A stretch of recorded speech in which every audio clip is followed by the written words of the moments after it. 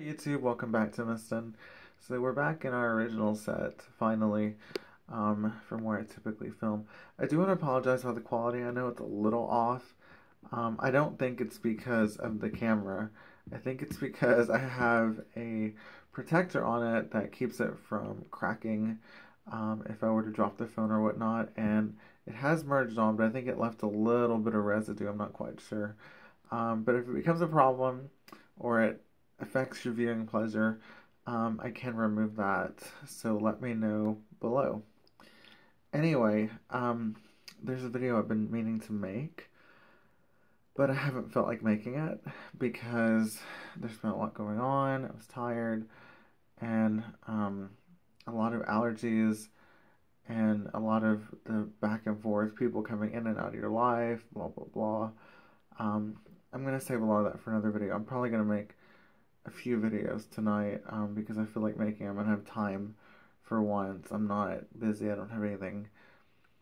I typically, some of you might do this as well, make up excuses when you're a real anxious person, and you have a little bit of depression. Sometimes you make up excuses not to do things. You'll be like, oh, well, I have YouTube videos I gotta catch up on. Oh, I gotta clean again, even though everything's pretty much spotless. And you kind of try to do anything you can to sort of distract yourself from yourself. And so I mean, it's good. It's good to keep busy, but sometimes you have to come and realize, okay, there's a lot on my heart, a lot on my chest that I need to divulge and kind of get off and get off my chest. So that's what this video is for. A lot of people might be confused. They might think, well, didn't you already make a video talking about leaving the repaint hobby? And I did. You're absolutely right. There's a video about leaving the repaint hobby, and I still stand by everything I said in that video. But I didn't make it when I had time like right now to talk and not be distracted and everything else. And this video isn't even really about the hobby so much as a video to the artist. The artist is a wonderful person, and they asked me not to name their company or brand or anything like that because they're very private, and I respect that. So I'm just going to refer to them as an artist on this video. So this video is for the artist. First of all, I want to take a moment to thank you. Those dolls, especially X, really, really, really made me feel something. And the whole hobby, whether it be Monster High Repaint, Evangeline Ghastly, Tonner, BJD, whatever, Barbie, whatever hobby it is, your work is phenomenal. It's amazing. It's beautiful. It's intricate. It's detailed. It's everlasting. And the reason why I left the hobby had nothing to do with our working relationship. Our working relationship is probably the best one I've ever had. Not to say that the one with some of the other artists and people I've worked with and whatnot are bad. But what I mean is you have continuously been polite, you've been patient, and you've been productive.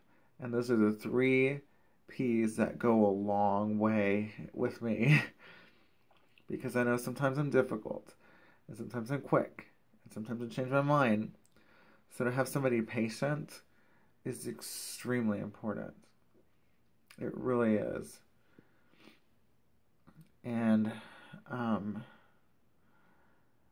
far as the rest of it goes, I think your dolls are amazing, beautiful, stunning, flawless. But I'm kind of gonna break down the dolls. I'm not gonna say their names. I'm gonna kind of do it the best way I can. Um, besides um X, but the dolls are beautiful, and the reason why I left the hobby isn't because I didn't like the dolls. The reason why I left the hobby is because I wanted to focus more on the VJD side, and the reason why I wanted to do that was because of convenience and because I've spent a lot in it. I'll break it down for you. Um, I had to sell a few dolls just to pay for some outfits in the VJD hobby. So it's a lot more expensive. And, there are plus and minuses to that. I mean, people can come on here and say, hey, there's no point in being in the VJD hobby. All the dolls are getting yellow and blah, blah, blah, blah, blah. I mean, I get that. But I'm seeing something that I love and appreciate and admire and respect come to life.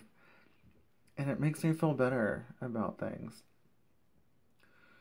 So going back to that, having had your dolls for about a year and a half, really two, I remember when I first messaged you on that website, and I was like, this is an awesome couple, but we gotta make them into vampires. They look like they should be vampires. And then you just came out with this amazing, beautiful masterpiece of something I've never seen before. And it was just so amazing and detailed. And let me tell you something. When I sold the boy vampire, it took everything in me to keep it together because I love that doll so much. Oh my gosh, I love that doll. But I was going through so many financial burdens at the time, not just because of the BJT hobby, but also just livelihood, just regular things. And what I really did like about selling those is I liked who they went to. They went to somebody that had suffered through one of the worst hurricanes ever in the United States. And I really liked the fact that it went to somebody that virtually lost everything. And that's one of the things in the hobby on both sides that I really like is sometimes even though it hurts us as owners to see dolls that we love go, to know that it's getting a new story, a new start, a new beginning is a really, really interesting thing to see. And I've met so many friends in the Monster High repaint hobby because of your work that didn't even know about you. And I think that's really, really great because now you can build your clientele and whatnot. And of course, I've encouraged you to come on to the BJD hobby side as well because it's only because I want you to be successful. I know you can be successful. I've seen what you can do, and I know you can do so much more. And I really firmly believe if it's not already your only job or your only business, I believe that if you do the Monster High repaints and you do the BJDs, and even some porcelain ones, if you're able to, it's a little bit more difficult because you got to find the right paint for it. But if you do all of those and then you do like new type of wigs, redoing wigs, and switching out the hair and stuff like that, you did on dolls, which is amazing. I think you could make a ton of money, and I think you'd be incredibly successful. And I think you can get to the point where this is all you have to do. It's a lot of work, but I have met talented people in both hobbies. I have met talented people in all types of different groups. I've met so many people, but the relationship that we have is one that I am not considering a closed door. Not just yet, because I might come back when everything settles and start again. But I wanted to make this video because I didn't want you to think that it was because of that Obitsu repaint. That was amazing too. The deal is that the celebrity we're talking about reselling basically, it started to look like he was going to become a little bit like Biebs. And what I mean is Shawn Mendes, when he turned 18 and graduated from high school, he got this big, huge tattoo on his arm of like a guitar and something else. Um, but I was like, well, the problem with these artists is when they get all these tattoos, if I need you to add more, take more off, or change their style or their haircut, or it's like a back and forth thing. And that's not even the issue, because if it looks amazing at the end of the day, I'm okay with that. But basically, I just wanted to sell them why the value is there. For some it was, for others, either the season was down or I didn't get enough views, but all of them really helped me out. And that's what I really want you to know and understand, is that the losses that I've taken, they don't hurt. They don't hurt a bit. Because just like the other dolls, when I had them with them, Dorian and whatnot, and some of the other ones, some have come, some have gone, but they all intertwined. And every time I'd open my closet to get a pair of pants, get a shirt, or whatnot, because that's typically where I keep them,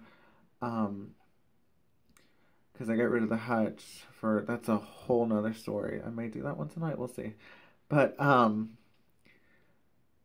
they would just make me smile. They would make me smile because I felt like this was something that somebody saw my vision, they brought it to life, and I am forever so grateful for that.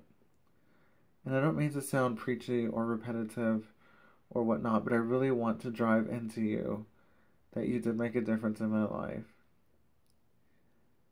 And I appreciate what you did. And if and when I need you again, I will come back to you. One of the worst things I ever heard is that you can depress one's talent by rejecting them. This is not me rejecting you in any sense, any manner, any way.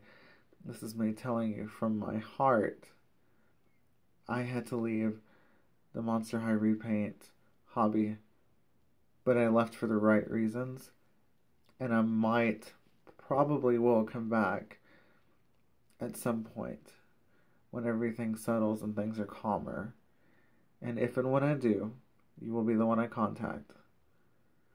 See, we have such a big market now on the Monster High repaints as well as the BJD, and you can go to either one you want. There's so many artists, there's so many people. But when you build these lasting, long-term relationships, you don't ever go to anybody else with that person.